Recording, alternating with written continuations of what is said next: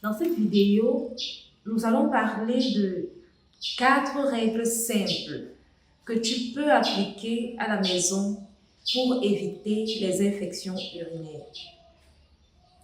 Déjà, il faut que tu le saches, l'infection urinaire génère des douleurs. Du genre, lorsque tu vas uriner, tu as mal.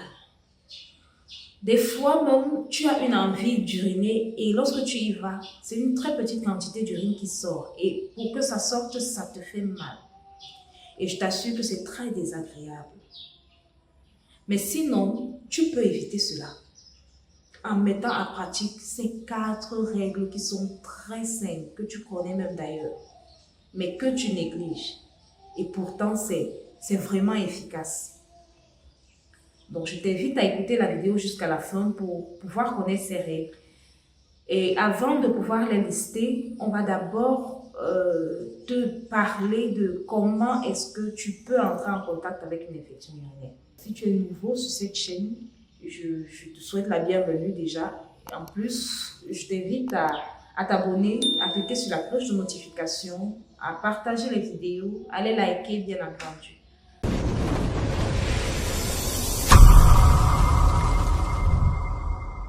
Je suis Letty Déby et je suis sage-femme. J'accompagne les femmes pendant l'accouchement, pendant la grossesse et même après l'accouchement.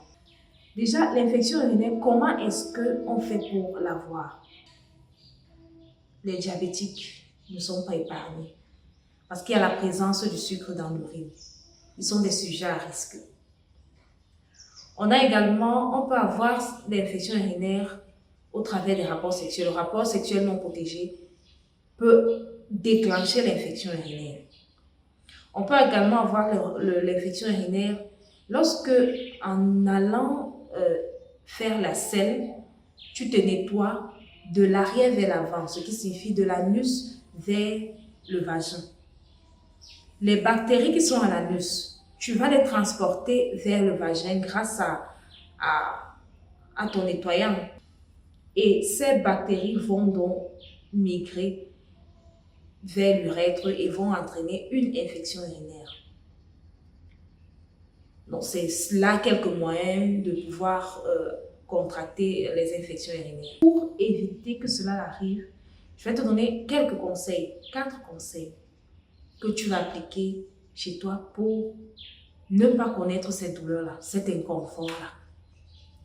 La première règle, c'est que tu dois boire beaucoup, mais alors beaucoup d'eau. Je te conseille d'en boire 3 litres par jour. Et si possible, boire 1 litre au réveil. Cette eau va éliminer les substances inutiles de ton organisme. La première règle entraîne la deuxième.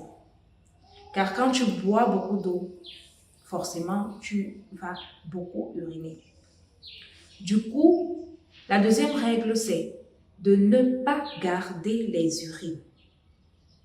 Quand tu as envie d'uriner, quand tu ressens le besoin d'uriner, vas-y, vide ta vessie. La deuxième règle va entraîner la troisième. Lorsque tu vas uriner, ça c'est pour les femmes, tu te nettoies. Privilégie le papier hygiénique ou alors les lingettes non parfumées.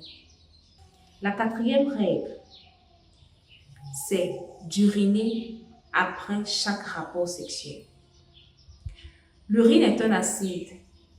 Donc, lorsque vous entretenez un rapport sexuel non protégé et que vous urinez, cette urine va balayer les microbes qui se trouvent qui ont pu traverser.